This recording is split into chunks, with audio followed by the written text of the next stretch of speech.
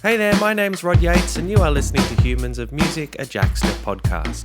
This is where I talk to music creators and industry professionals about their lives and careers, the ups and downs of their journey, and the lessons they've learned along the way. And my guest today is solo artist and former frontman of the Gaslight Anthem, Brian Fallon.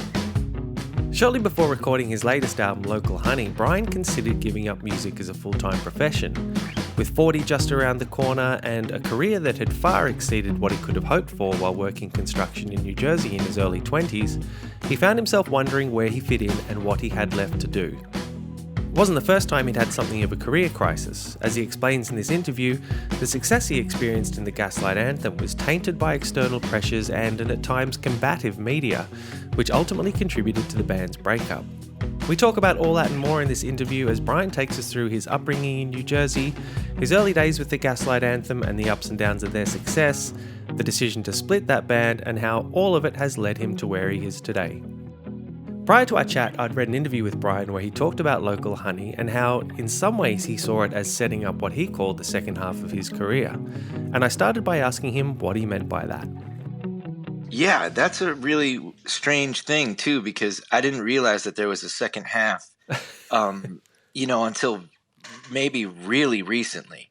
I didn't see it as phases. I always kind of saw it as like this one long stream. And now I think I'm clearly finding parallels to other artists and myself where I'm going, okay, there can be many facets to this. There can be 3, 4, 5 phases, but like this feels like phase number, a professional phase number 2. And why do you think you realized that recently? Well, because I felt that everything had sort of changed in the last year. I mean, when I was writing the record, I went through a real, I wouldn't even call it it wasn't a hard time. It was just a growth time, personally, where I felt like I was sort of catching up with myself musically and almost sort of figuring out who I wanted to be now, now that I had already done so many things, what was left and what did I want to do? Did I want to do nothing, or did I want to, rehash what I've already done, or did I want to do something new? So that was kind of where that all came from. It's just a lot of sitting and thinking. Was doing nothing an option? Oh yeah, it was. And especially in the beginning of the sort of the process, I just become, I think I'd become frustrated at the time. I changed labels too, which normally happens when you get dropped, but I didn't get dropped. I actually was in this sort of infinite continuum of putting out records on a major label. My band signed to a major label in the mid 2000s, and that was it was a reasonable choice. But now, for a rock band, that would be a silly choice to make for most people. And I found myself sort of in that loop and in that circle, kind of involving myself in something that I was like, well, this system is not built for me. This isn't going to work. I'm not a radio act. I'm not young. I'm not exciting as far as I'm not trying to make edgy music, and I definitely don't want to write pop songs because not the way that they wanted me to. And it just wasn't working. So when I saw the opportunity where my A&R guy was the president of the label, and he left, and so I saw the door, and I said, "Can I go?" And I didn't owe them any more records, so I was right at that period where the contract was ready to be re-upped, and they would have, they immediately would have said, "Yeah, sure, we'll do another record, cool, great," but I said, I think I'd be better off on my own, on an indie. What do you think? And they said, if you don't want to be here, you don't have to stay, but, okay, which is good because they hadn't decided who the new owner was at the time. So I really kind of jumped when I saw that opportunity. And were you worried at all? Yeah, totally. Because I was worried that I didn't have a backup. I didn't have a label in place, so I didn't have anything. So I was kind of worried that this is I feel like I might as well just tell you the truth of it all, is that, when you're in my position, as I was probably 38 years old, had two solo records, was in a successful band that had made some successful records, but like there's a chance, the probably probable chance would be that I'm not gonna repeat that success in the future. Not at because it just doesn't happen very often. I mean, I don't mean to sound like people who are older don't do anything good. They don't. They do, but and tons of them do. But it's harder when you've already had a big career, and then you're sort of staring down that thing of like, oh, now you're going to do a solo record number three. Okay, yeah, like that doesn't sound as like solo record number one is hard enough to get people to be open to.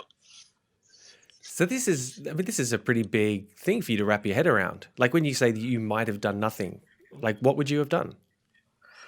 Well, there was a couple things I sort of considered. Like I had I was good at construction, and I liked it. I liked building. I liked working with my hands. So I had talked to my wife and said like, maybe I should just do this. Maybe I should just go and back into working and like just do music like sometimes. Maybe like tour every once in a while or put out an EP or whatever, like online. And then the other thing is that I'm really interested in like amplifiers, like guitar amplifiers, and like building them. And I went to school when I was about 19, 18 or 19, like right out of high school, to learn audio electronics. So like I know how to do that stuff. And I was thinking like maybe I could get a job, at like Fender or one of the other companies where people build amplifiers, because like I'm pretty good at it. Mm. So why didn't you walk away? Like, why didn't you go down those paths? Well, it was, I don't know. It was really strange. Like I didn't think it would, I don't know. I don't think it would make me happy. Like I thought that like I still had songs that I wanted to make, and I thought music was still like my first love, and doing it was still my first love. So, I thought that like I don't think that you should walk away from it, when I was thinking about it. Oh, and the other job I thought of, oh, this is important. So the compromise I was sort of thinking about making was instead of completely leaving the music industry, I said, I still like writing songs. I love writing songs. It's fun. And even if I'm writing a song for somebody else that, is, like not like of my genre, I think that that's fun.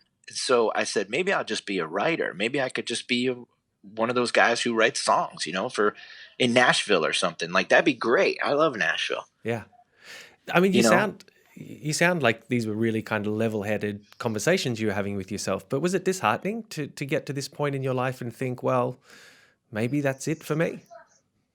Yeah, I mean, honestly, it is. You want to say no, but I mean, yeah, there's a sense of defeat, and I feel that even still, like I feel that from time to time. I do feel that. I mean, I don't even know why I'm telling you that, but I am, because the way that the way that I feel, it is like that. It's I'm 40 years old. I don't really understand what I know what value I have to the people that follow me. There's like a cult following Mm. that follows me, and I'm happy with that. It's good.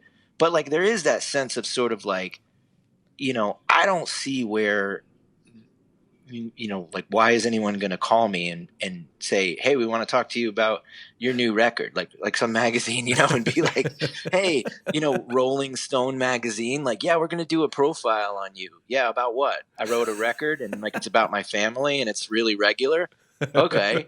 Like I don't have, like, I wasn't on drugs, I didn't get sober, I didn't do whatever. There's like thousands of exciting things you could write about, but I didn't do any of that. I just kind of have a life that I try to live, and that's it.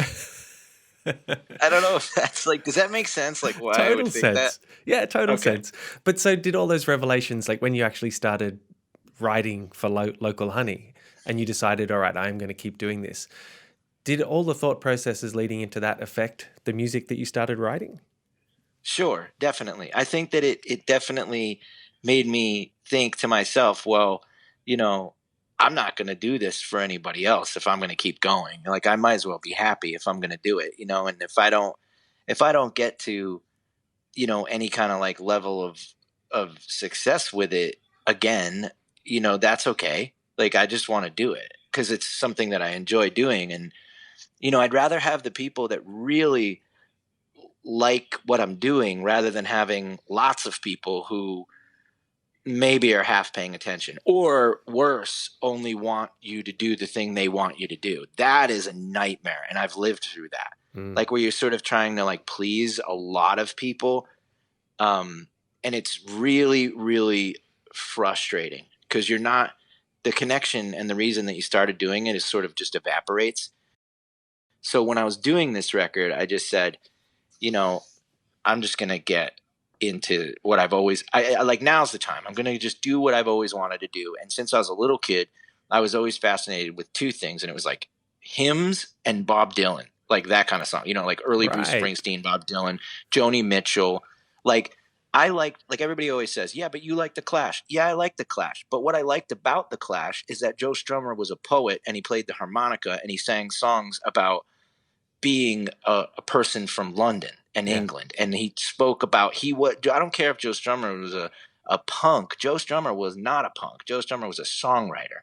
And like, you know, that's what I said to myself. I was like, you know, you've admired all these people and Tom Waits for your whole life. Maybe it's time to just do that thing. And I was like, yeah, I gotta just do this. So, you know, here we go. And you mentioned hymns there, which is, you know, like a really interesting thing to be fascinated by, because you grew up in quite a religious household. Is that right? Yeah, I mean, religious in a strange way. Like, my religious household was much more old school and traditional because it was just me and my mom when I was really young. And so my dad wasn't around. So it was like not it's funny because people, they ask me about that a lot, and they're like, you know, it wasn't like your typical happy, like people go, oh, Christian American family, like all dressed in white sitting at the dinner table. Like, what it really was is it was like sitting on the floor with TV dinners singing songs about Jesus. And like, you know, my mom, like watching my mom cry because she felt like, you know, in church, like she felt like she found something that made her whole, you know, again, you know, because she was sitting here with this little kid, and you know, and now I know, having children, I know what that's like. So, you know, it could have been daunting. So it was a much different religious upbringing. Like, my mom never brought out the yardstick and smacked my hand when I said a cuss word, you know. Right. It wasn't like that, you know. It's a much different religious experience. It was, you know, it was sort of the hymns. Like, man, that was really the deal. Like, my life and my religious experience, you know, echoed those hymns a lot. Right. Did faith give you anything back then, or were you too young to really understand it? Yeah, I was too young. I mean, like, when I was a kid, church was just somewhere that I had to go to that was like, you know, kind of annoying because I couldn't play with my loud toys. So I had to like make sure not to hit the button on the robot that talked or whatever, you know, and just like, but my mom was pretty devoted to it. Like, we were like the real church people, like, where we went on Sunday morning and probably went on Sunday and Wednesday night. So it was like, we were always at church. So I was just playing with the other kids at church, which was kind of cool. Yeah. Because there were other kids there, but you know, and it's so funny too, man. When I say like church, you got to get the picture of this place. It was like an, honestly, this just, you know, like when you see like an AA meeting, right? Like it's usually in like it's usually in an auditorium or something, like a gymnasium or something like that. Like, that's kind of where, like, it was a really small, like, I don't even know if it was a church building, but it was a really small like building like that where you would, you know, I think they had like AA meetings and stuff, and like it had the cross outside with the Jesus saves, but with like the A was out, right? You know, like the light didn't light up. Like, it was literally like that. It wasn't like, I'm surprised it was not raining at all times in that one thing. You know what I mean? Like in a Batman comic book. It was like, that was the vibe. It was really, really old school. And like, the neon sign that would flicker. I'm telling you, you can't make this up. Was this in Red Bank in New Jersey? No, it was actually in, where was it? It was in, I think it was in Belmar, New Jersey, which is sort of, Belmar is like it's an ocean port town where all the ships come in, and they kind of like, people fish from there, and it's the joining town between like where Asbury Park and like maybe these other few shore towns are, but like there's like the biggest road in the town is this giant bridge, right? So it's really like, it's the farthest thing from like, Bruce Springsteen's New Jersey. It's that it doesn't get farther than that. There's no busting out, There's no pulling out of here to win. It's like a flicker and Jesus save sign. And you mentioned that at that point your dad wasn't around. Did you ever know your dad, your biological dad? No, and even to this day, like I don't. So it's like, it's such a sore spot, but like, it's one of those things that it's common American story. You know what I mean? It's you got to think to yourself that there's people that have it so much worse. And I think that the one thing is that I've just sort of dedicated my frustration in that into being the opposite for my kids, and or also sort of preparing the idea that if it ever should not be that way, that I've already made my mind up that I would just decide that we start from wherever that is. Right. Okay. You know what I mean? Like, I'm not going to ask questions. I don't want to know, because it's useless information to me right now. Sure. Like, I've gone so long that it would just be pointless, and no one could ever withstand that. Yeah, fair enough. And then what did your mum do to support you? Did she work in a hospital? Is that right? Yeah, she worked in a hospital. I think she was trying to figure it out at that time. Like, she was trying to work. She got an offer to work public relations for a hospital, so she was like kind of doing PR, but she didn't like that because she couldn't go and like sell stuff. It was really hard for her to do that. So she said she got out of that really quickly, and she went into grant writing. So like when the hospital would need equipment, she would basically, the long and short of it is she would call up rich people and be like, "Hey, we need money to save people's lives. Can you give us some money? Because you're filthy rich." And she would find a way to say that in a nice, and she would take them like golfing, and that, like whatever rich people do. So like, that's what my mom did while I was growing up, and and she paid the bills. It was good. We had an apartment in Red Bank, and it was cool. And did you have to be fairly self-sufficient? Well, at that age, no, because like my grandmother lived next door. It was a house. So it was like one house, but it had 4 apartments in it. Okay. So my grandmother we lived in the upstairs apartment on the left, and she lived in the one on the right. So she was always there to like pick me up from school if my mom was working. Yeah, right. What were you like at school?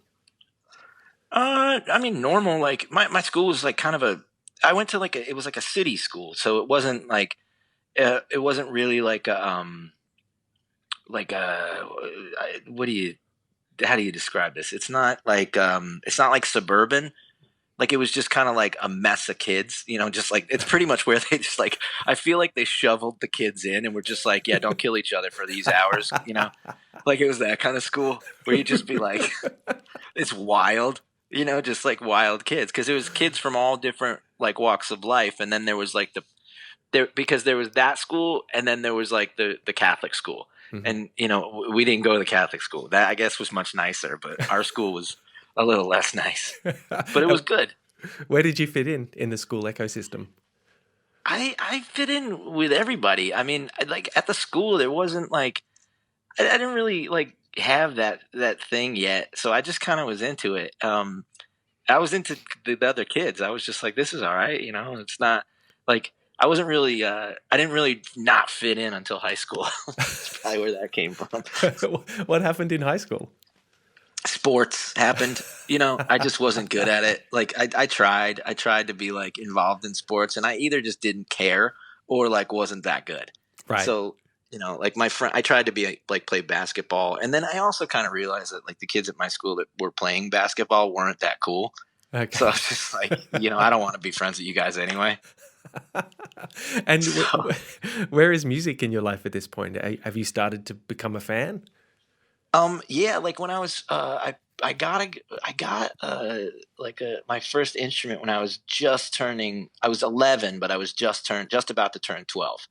So that's when I started to take lessons, and I had a really cool teacher who probably had more to do with me continuing playing the guitar than my interest did at the time. Okay. What did they do? What made them so good at that? Well, they said to me, his name was Tim Fogerty. Like he was named, like same name as the brother of John Fogerty from Creedence Clearwater Revival. Yeah. So, but he let me. He just asked me, instead of like teaching me all whatever chord theory and stuff. He just said, "What do you want to learn?"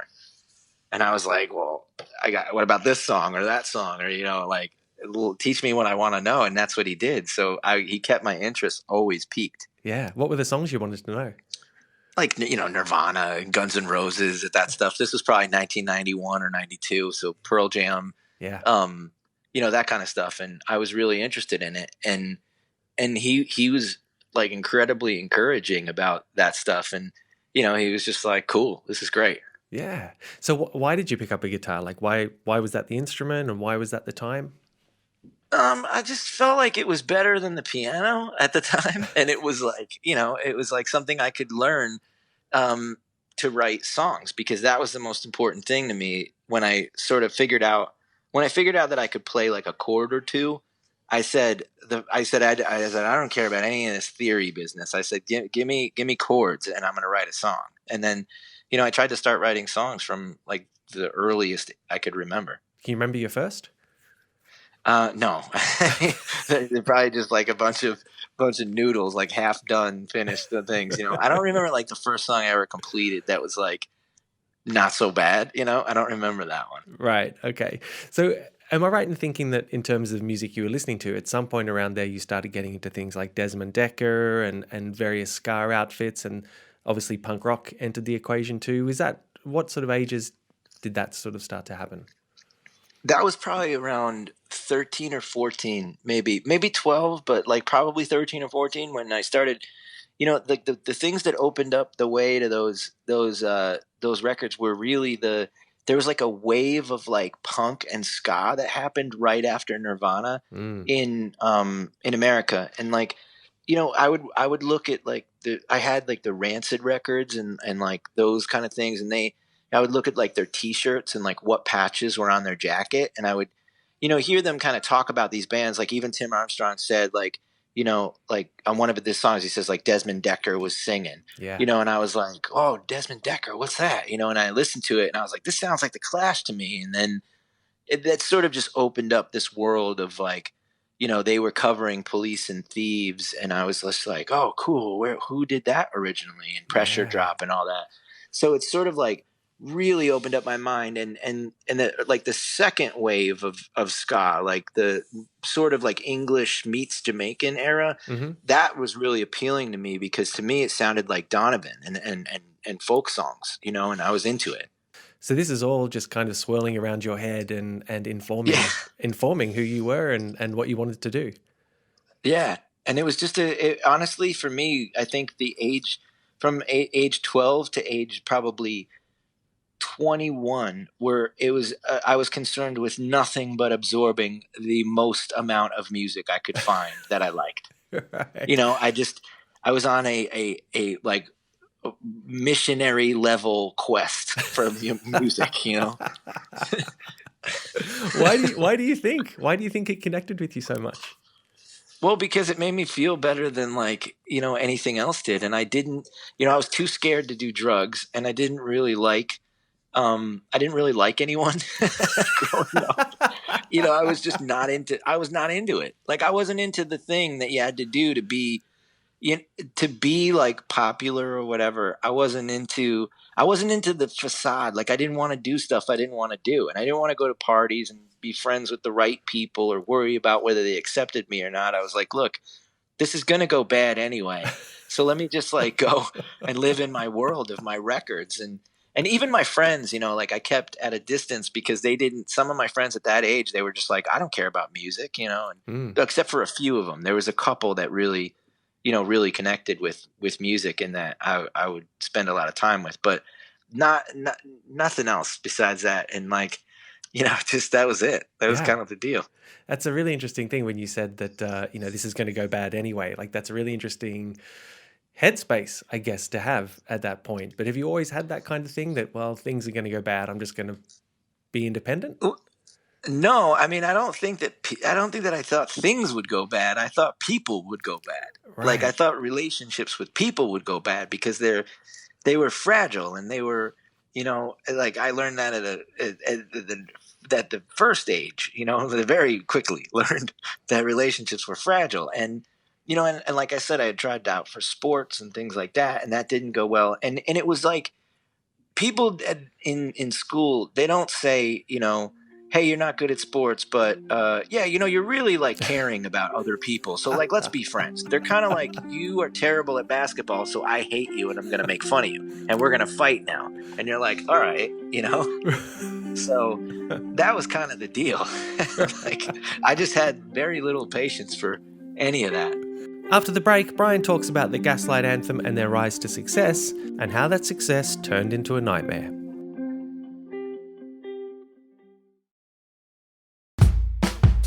Welcome back to Humans of Music and my interview with Brian Fallon. As a teenager in New Jersey, Brian found himself desperately trying to kickstart a scene by putting on his own shows, which is where we pick up the conversation. Well, that wasn't until I was about 18 or 19. Right. I would say 19, maybe 18. And a couple of friends of mine, like we had a house that we rented from our friend's mom. And we all collectively like would start putting on these shows by, you know, renting out Legion halls and like, you know, Elks clubs and stuff like that. So that's how that came. And that strictly became because there was no shows. Like we didn't live in New York City and we were too far away to go there all the time. So nor could we get the money to pay for the shows. So we just decided we were going to have our own shows and start our own bands. Right. Was that an exciting time? Yeah, very. I mean, that was like that was one of the best times I can remember. I remember, you know, sort of feeling electric then, you know? Yeah. And was there a scene building around you? Did you sense that this was going somewhere? It didn't. No, because it didn't really. Like it went for like a very small period of time, but then it like kind of fizzled out because the town very quickly made it impossible for us to throw shows. So that only lasted for about a year and a half. But also, you know, you have to remember like the age that we all were, about 19, 18. So everybody dispersed to colleges and stuff like that. And they sort of moved out of their parents' house at the time. So, you know, everybody was just gone. And then that kind of that put a big damper on the whole thing. And I would call that's the beginning of the dark ages for me until about 26 years old.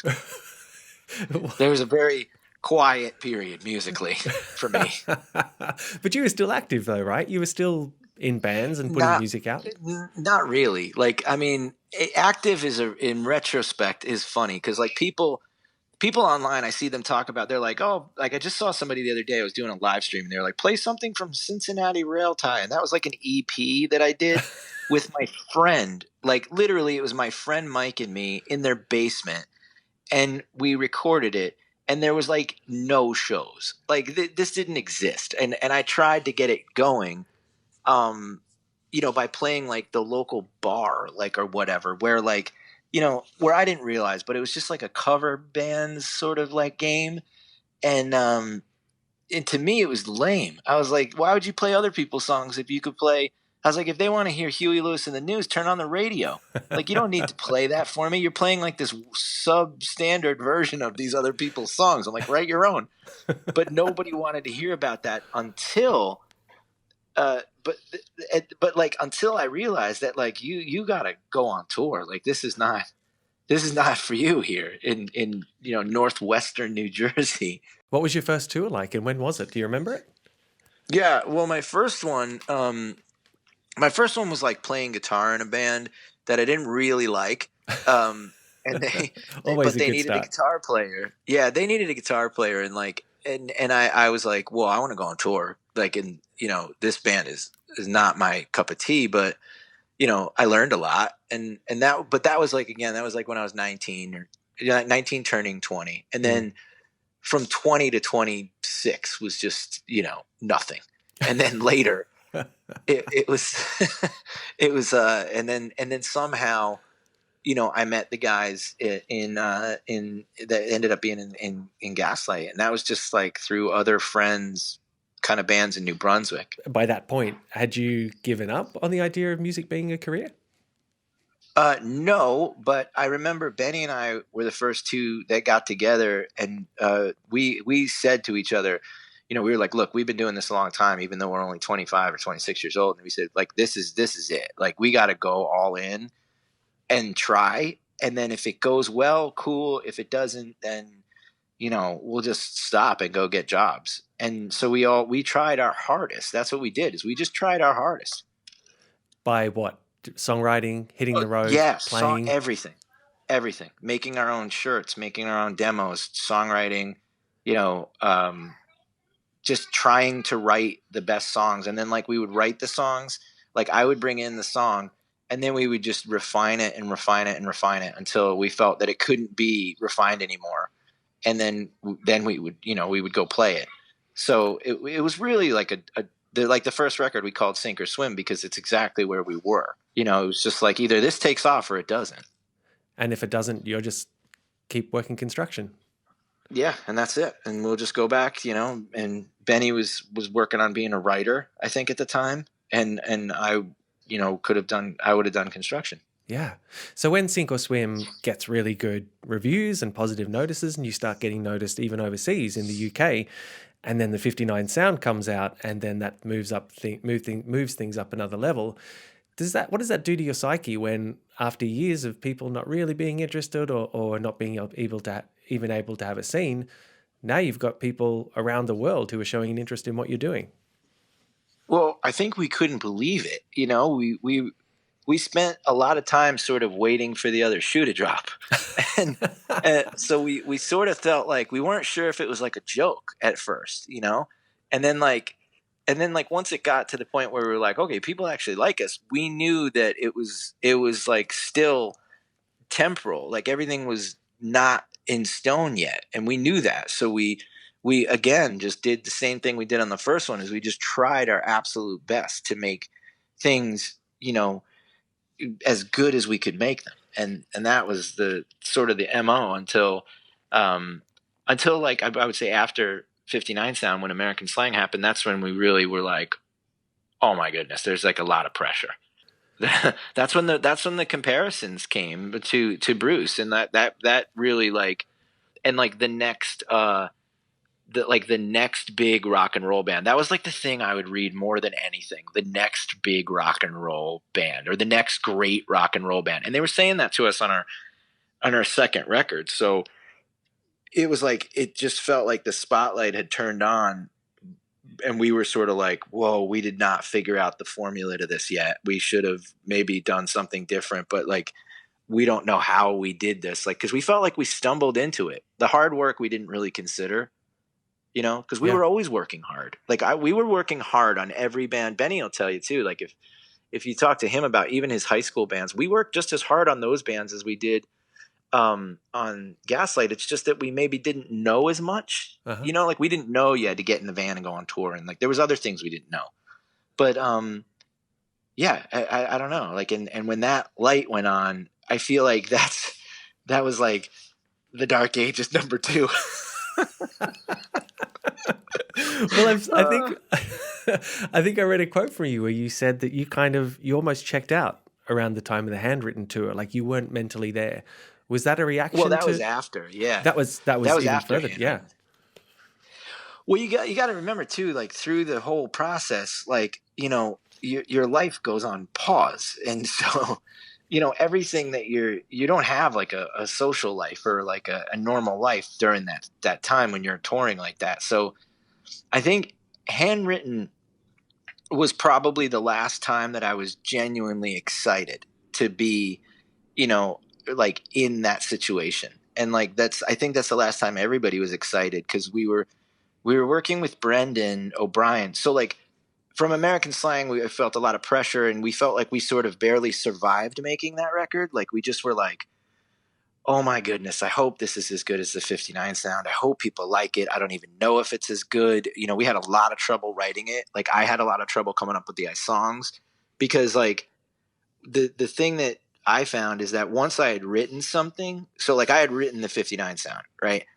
And I'm not sure if people wanted like the 59 sound too. Mm-hmm.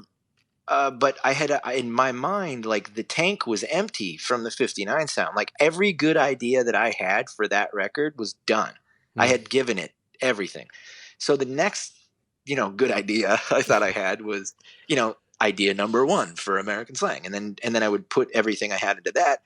But like there wasn't a redoing of that record. Like I didn't have like a continuation, it wasn't like part 2. Yeah. So I don't know. It's fortunately for us, the fans didn't want that. They wanted us to continue on the way we were doing it. But at the time, I think that the people who held the power in like the press and stuff, they did want us to continue. Like everybody wants to be wowed. Like, how do you follow up Star Wars? I don't know. I guess you do it with The Empire Strikes Back, but I didn't have that. I had American Slang, so I don't know what to tell you. Yeah. But it was a difficult time. And when we got to Handwritten, I remember sort of like we navigated that, we survived that. The tours went well, the audience got bigger. And then we signed to a major label, and I remember sitting down writing. I remember sitting down and I was going to write the very first song for Handwritten, which was 45. And I remember sitting there at my desk and I said, how do you write a major label record? And I started to get really scared, like inside. And then I went, no.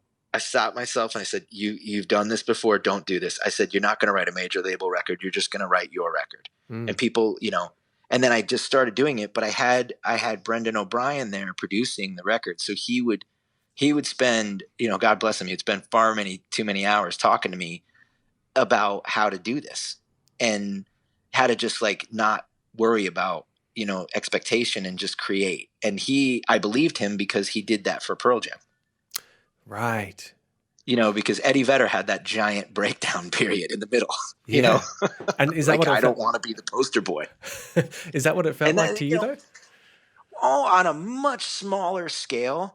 Yes. Like on a much, much, much smaller scale. Like, I mean, because like if you ask me, like, did you want to be the next Bruce Springsteen? Sure. Anybody wants to be the next Bruce Springsteen. But the problem is I knew somewhere inside that I couldn't be. Like I wasn't prepared to be that. And I didn't feel like I had that in me. So I had to just sort of figure out my own way. But that's a heck of a bar to live up to, because when you get that stamp of like, you're the next, and like even Bruce had that, like where he had like, you're the next Bob Dylan, and he overcame that by completely left turning. He just completely changed. Like if you listen to the first record, it's very influenced by Bob Dylan, but then when he goes to Born to Run, it's a completely different thing. And so we were kind of going down this thing, but we didn't have the other left turn. We just were like, well, this is the music we like, and Bruce is part of it. Yeah. But like, what are we going to abandon the things that we like? Like, am I going to not influence myself with, like the great songwriters that I admire? Like, what am I going to do? Start listening to like free jazz, and then like that's going to be the thing. So like, you're in a catch-22. And then when we were with Brendan, he was just like, no, just be a rock band, be the band, be loud, be the band you want to be. And he was there to do it, and we did it well. And then we put that out, and then it like that even got bigger. Yeah. And it was cool. Like it was on the radio, but at the same time, it was just like, I guess it got too big. And I was just like, I don't know about all this. And then I could never get away from I took personally everything that was like written about us at that time, and like, I would take it on as if it was true, so if somebody said like, this isn't genuine, this is just a rip off band, I would be like, oh, I guess we're just a ripoff band, like maybe we're just frauds. And like, I don't know, it really like got in my head. So like during that time, I think I kind of just went, I don't know where I went. Everything kind of coalesced into this big mess. And I was just like, I don't know where I am, and then like we did Get Hurt, which we, I don't even know. Like, I don't know how that happened. I don't know what we did or what, like, I don't know. I was trying though. Like, I remember trying so hard to like make it like quality, but I was just so like I spent hours and hours and hours trying to like, it wasn't like I just did this thing and threw it out there, but I remember working on it really hard and trying to find things. But the connection that we had between us and the connection we had between the world and between everybody else, it was all like skewed at the time. And we were just, nobody could see the forest through the trees, really. Is there a part of you at this point that's just wondering how it all got so complicated?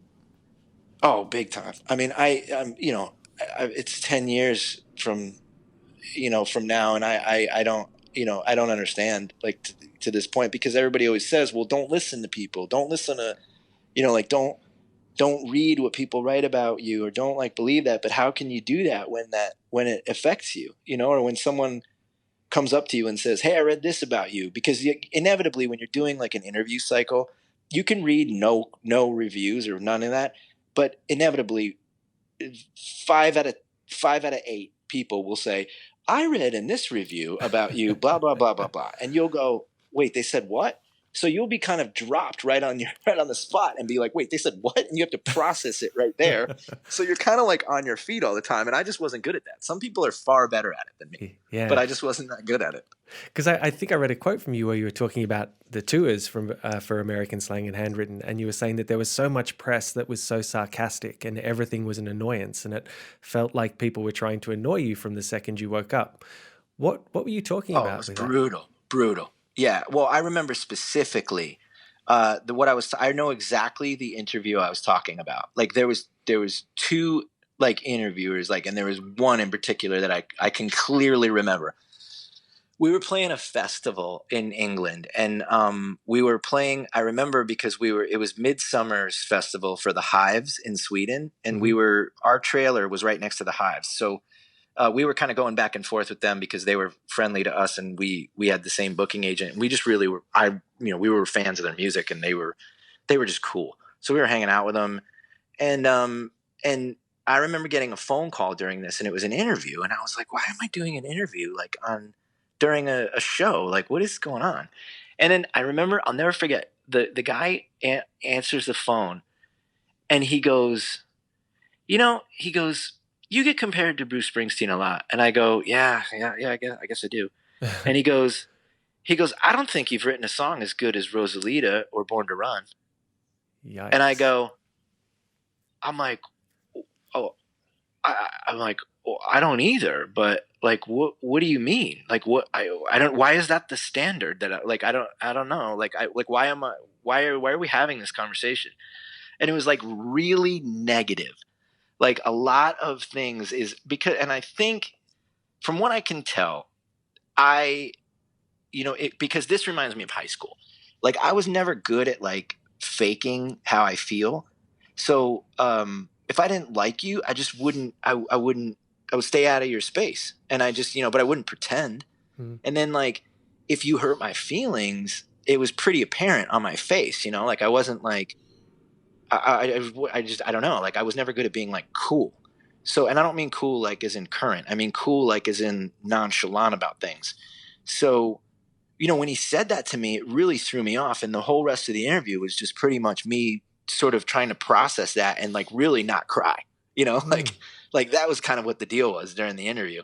And I was like, why would he say that to me? Like, why would you say that to another human being? I don't understand this. Like, how have I offended you in such a way that this is how you're going to treat me? Like, because I really believe that, like, we're professionals. Like I'm a professional musician and you're a professional writer, and this is not appropriate behavior. Like it's not, where I found that a lot of the times it was a game to basically, I felt like I was in a game. Let's see if we can make you break and then write down what you just said. And if you like go back like through some of the interviews between 2010 and 2014, you'll find a lot of that, because I've found it myself. And I've been like, wow, I can't believe that, I can't believe I answered that question. Why didn't I just say like, hey man, I feel this is inappropriate. Like, I don't think I want to do this interview. Mm. But I didn't know that you could do that. I didn't know you could be like that, So a lot of this stuff I was processing kind of in real time, So how does stuff like that affect your enjoyment of what you do? You're in a band, you're presumably living your dream, you're touring around the world, but you're dealing with this sort of stuff. Were you able to enjoy it? Oh, yeah, well, at times, yeah, but I mean, it crushes your resolve, and it crushes your self-esteem. Like, that's the biggest thing. Like, and not just your self-esteem about your band, but your self-esteem about you as a person. So a lot of the thing is that I couldn't get off tour and shake it off. And so in the process of like playing shows, I can remember like playing shows in front of like, 7,000 people and being like, hearing like a quote that somebody said about me and being like, you're a fraud or whatever, or like, you've done this. And I would hear these things like in my head, they would come back to me, and I'd be like, it would kill my like confidence right there on stage. And I would just be like, I would even be having like a conversation with myself sometimes, and I would say, there's all these people in the room. They love what you're doing. Why are you not like, just don't worry about that. Worry about them. But then I would constantly think, well, what if they're all thinking that too? Like, what if they're all just like laughing at me and us, And I really didn't feel like, I always felt like the hammer was dropping on me in the band, like during that time, not the whole time, but like, especially during like 2013, 14, like the Get Hurt thing. I felt like every review was not about the Gaslight Anthem. It was about Brian Fallon and like how I somehow let you down. And I just like, well, I mean, if you go back and read some of them, I mean, there are some of them that are 100% they're personal attacks. They're not like, it's not about the music. It's a personal thing. Like, it's basically just like slamming me. And like, I'll be honest with you, man, like when I got out of that tour, like I went straight into therapy for years. I was just like, I'm having a breakdown.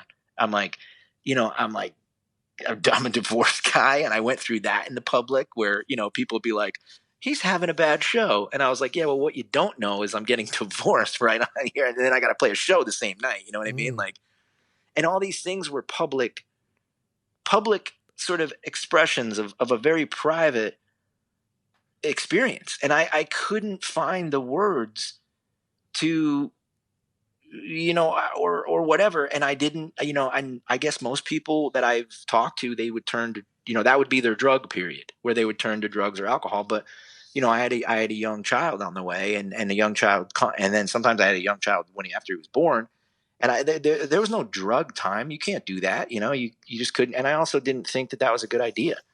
So I was doing it stone cold sober and really not very like emotionally equipped to handle it, because like, I'm a person, like I've struggled with anxiety and depression my whole life, like really struggled with it, since I was a kid, like before like ADD and ADHD was like a thing that they just slapped on kids in America in schools.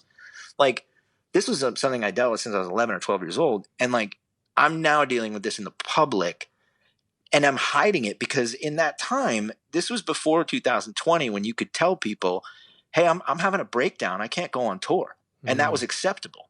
Like back then they'd be like, you better get off your butt and get on that tour bus or we're going to sue you. Like, that's what it was like. It was not like, this was no fun. So no, like from 2014, 12 to 14, like there was no fun had. I think I was like, when does this end? Wow. It was brutal. After the break, Brian talks about the moment the Gaslight Anthem decided to split and the lessons he learned from his time in that band and how he's applied them to his solo career.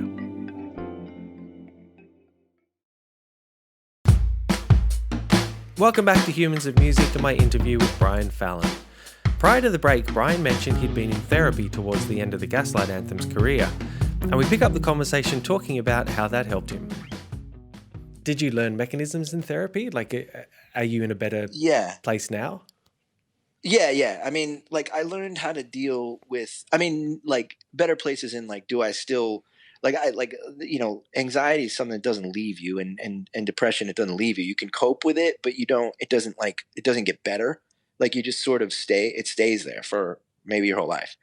But I did learn a little bit I learned a lot actually in therapy. I had a therapist who helped me out quite a bit and helped me sort of realize that, like, I'm not responsible for other people's reactions on, like, that are when they're being like that, like when somebody's like going after you, like, you're not responsible to give them an answer, and I didn't know that. And there's all these other things too, but like, like those questions that I gave you as an example, like, now I would have said, this is inappropriate, and this is inappropriate, so we're not going to have this conversation. If you'd like to continue, you can call me back at another time. You know what I mean? Like, and that's something that, like, I didn't know to say, like, I thought that this was just what happened. Yeah. So, I mean, I don't know, like, it was a weird time. And I think everybody else was sort of looking, to me for direction in the band, like, and being like, well, what's next? Like, what's song wise? What's the vibe? And I would just be like, and then I remember during Get Hurt, I was like, you know what, guys? I don't know. You come up with something. I was like, I'm done. I don't have any vibe. You vibe it out. I was like, why don't you guys write some songs? And like, it became, they tried to get involved, and they tried, but it, like, the way that band worked was, I would get excited, and then they would get excited, and then we would go with something. And that's the way that band worked. Yeah. I don't know why, but it was just, that was our thing. When you guys decided to take the break, was that a weight off your shoulders? Oh, hugely. Like, I think that again, that was, it started and kind of like, I guess ended with me and Ben. And we talked in the back of the tour bus at one point, and he and I talked, and we were like, he's like, are you all right? Like, and I'm like, I don't want to do this. And he's like, yeah, me neither. Like, no. I asked him, I said, is this fun? And he said, no. And I said, yeah, it's not fun anymore, is it? And he's like, no. And I'm like, right. And then we tried to figure out why, but it just, like, had gone so far, down the thing, that it just, like, it was so weird that it just wasn't fun anymore. And we couldn't, even the good stuff, we couldn't see past. It wasn't worth all the bad, because the bad was, like, really breaking down each one of us, and this is just like the story that I told you about my anxiety and the press and all that. Like, that a lot of that was, like, that was my experience. Everybody else had their own stories of equally bad stuff, that happened to them. Like, all four of us, I was not the sole, like, person being affected by any of this. Like, each one of us had our own private, like, breakdowns about it, and it just sort of, like, it almost like it took everything, that was, like, fun about it, and, like, just took it away. And it was weird. Because I don't know if that was I'll be honest with you, I don't know if that was our fault, or if we were, spoiled or ungrateful, or if it was other people's fault, or a mix of both. I have no idea. Like, or maybe we just couldn't stand the heat. I don't know. You must have learned some big lessons from that you wanted to put into effect with your solo career. Would that be fair to say? Yeah, definitely. I just was determined to not make the same mistakes. And those mistakes were to listen to other people? Well, no, the mistake really was to take it at a manageable pace, and never let go of what's, like, important. Like, the audience is important, and the people who are there, enjoying what you do, that's the most important thing. And everything else can kind of fall by the wayside, as long as you're doing quality work, It's funny when you think back to when you were 21, 22, working construction, and in your first dark ages, I guess you would have had sort of dreams or an idea about what success would look like. And it sounds like it actually ended up being quite a lot different to what that ideal vision would have been.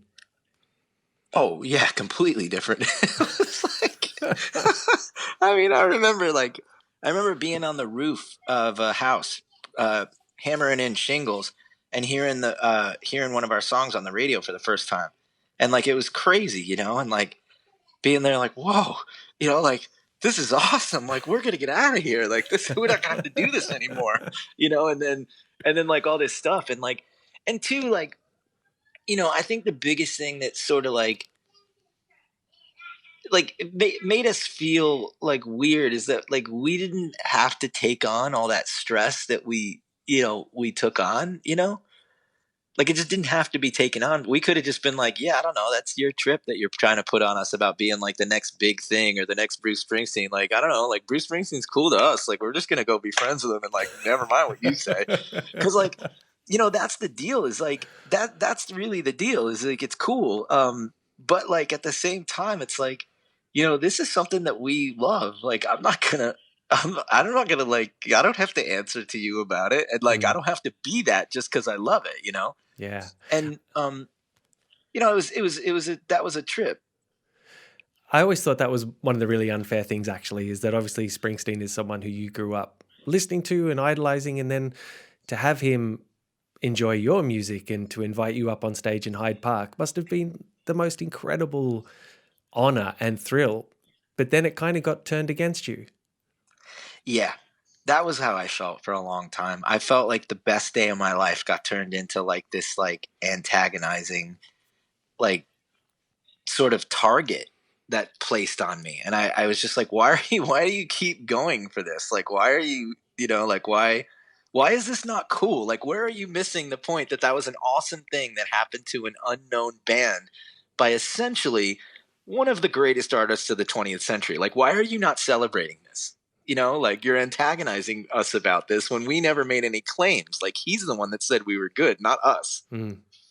Yeah, it's wild. So it was like really wild. But the one thing that helped along the way is that I really knew that no matter what anybody said about that, I was like, people would say like, oh, they're trying to like rip off the boss or whatever.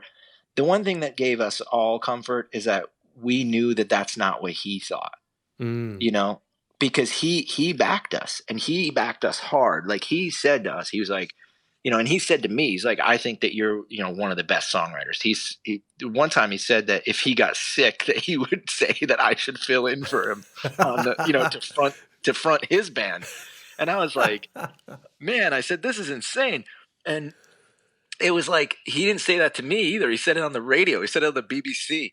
And I was like, but even that wasn't enough, like him saying that wasn't enough to be like, this is all right. Well, like, we'll stop this. But it was like, we knew that he loved us. And so it sort of gave us that thing that like we knew we weren't doing anything, disingenuous or anything like that. We were just being who, we were doing what we thought we wanted to do. And then, and the people who loved us, like the people that like really followed the band, I mean, they also gave us encouragement too, that we were important in their lives, and that mattered to us. And I mean, that's the sole reason that I did the 2018 59 Sound 10th anniversary tour. It's the sole reason I even stepped foot back into that, was because of the people who it meant something to. Yeah, nice. So, Brian, Jaxsta, it's all about giving credit where credit's due. Are there people that you would give credit to for helping you get where you are today? Oh, there's so many. I mean, first I would say like my parents, like my mom and my stepdad, like they just like, they believed in me enough to be like, we're going to loan you the money to get a guitar so you can go on tour. And then like so many people, there was like Joe and Bill at Side One Dummy, just like incredible faith they had in us.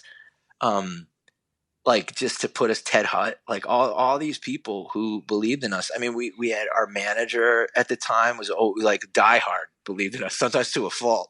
But like there's so many people and bands even too. Like a big band that helped us get a start in the beginning was Against Me. Yeah, they really, really, really helped us out. And their tour manager Jordan Kleeman is the one who put out our EP that had blue jeans and white t-shirts and got us our first publicist, who was Vanessa at Mutiny PR.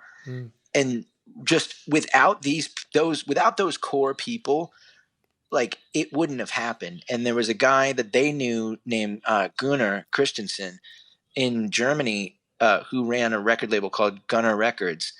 And we would have never been anywhere near Europe or Bruce Springsteen or any of that stuff, Glastonbury, any of that, without those people, because they all spread out into us finding so one of the huge things in the UK was Emma Van Dytes at Public City PR, like, who just pretty much ate, slept, and did everything for all the bands that she worked for. But without her, like, that's how we got on the cover of Kerrang, because the editor liked us, and she facilitated it to be like, well, how about like, maybe on the cover, like, and that never happened before in history.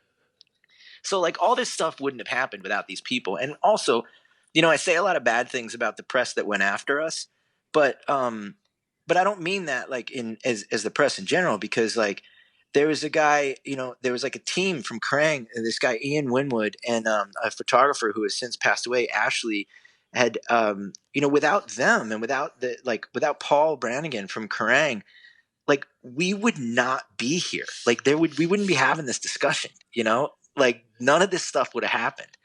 And all these people believed in us, and, like, there were so many writers and so many people who just jumped on board and, like, really, really, really took care of us and helped spread the word. I mean, even the people at Pitchfork in the early days, they stuck with us for 3 records. They did. And say what maybe they didn't like the Get Her record, but they still stuck with us for a lot of records. And and even still, there's people who just are, I don't know, they, like, bands don't get somewhere in a vacuum because of good songs.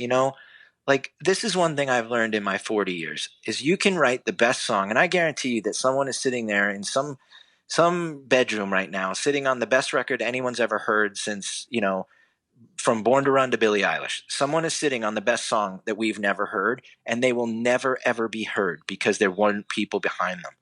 And without those people, from the publicists to the press to the booking agents to the managers to the labels to everybody, without all those people, the bands are nothing. And more important, without the people who listen and buy the tickets, without the fans, they're definitely nothing. But you can't get to the fans without these other people. That's it. Awesome. Brian, thank you so much for your time. It's been really great talking to you. Yeah, no problem. It's been good talking to you too.